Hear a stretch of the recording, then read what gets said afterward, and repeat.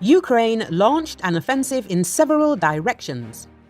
The armed forces launched an offensive in several directions.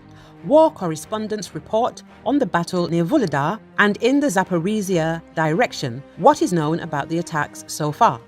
Near Vuhledar, the Ukrainians with limited forces using up to 10 armored vehicles went on the offensive in the direction of the Golden Neva.